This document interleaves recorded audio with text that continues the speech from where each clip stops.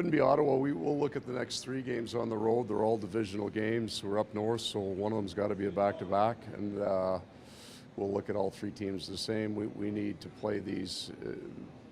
I don't look at the last 2 losses as even remotely connected. We played a heck of a game against Boston. We were awful against Winnipeg. They were good. They deserved the win. And then we want to make sure our last game was the one of 20. Hopefully how you keep it to 2 a year like that. We go back to playing the game that we played prior to the Winnipeg game. You have said that you view your team start as the first 20 games. Yeah. How would you assess your team start? It's been good. I mean, with the people that we've had out, we've got really good performances, and now our depth, I think, becomes stronger because of that. We get some guys back. I think we've handled that part. I think systematically we're quite a bit further ahead of where we were last year at this time. And then, you know, both teams are trying to do the exact same thing. You're trying to take a skilled group of guys and get them to play really, really hard. So that's the challenge of the 82 now is to get after it a little bit.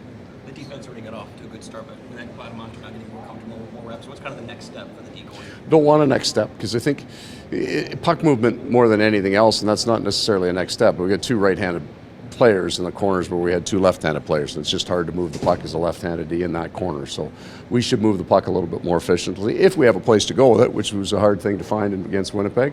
So I don't need a next step. Like defensively, our numbers were really, really good prior to the Winnipeg game in terms of what we gave up, rush chances, things of that nature. So a little more sharpness, a little more quickness, but yeah, you play a lot of games in this league where your hands are terrible, right, that you don't feel good. So we don't really need to be waiting for everything to warm up to feel good to play a good hockey game. We just got to get right at grinding it. Is there any concern just about where you would be off the jump to start this year, just given how much energy was exerted last spring and some of the key names you were without? It was more the names, Kyle. Like, give credit to the staff, the management, and the pro scouts. Those 2 guys are big guys. We also lost 2 defensemen in Gudish and Stahl that played big minutes. So we had a major changeover, especially at the start. And we found people that helped. Mikko has been fantastic for us, but Kulikov and Balinskis and Mike Riley got picked up by the Island. Those guys have come in and done a real nice job for us, so we're happy about that. Yeah, we were concerned because, but the fatigue part wasn't an issue for us at all. So we measure everything, and we measure training camp, and we ran the exact same training camp, and we know that they worked harder this year than they did last year at training camp. So not worried about the jump. It was long enough. Like, we felt good. The guys came back excited about the year, ready to push.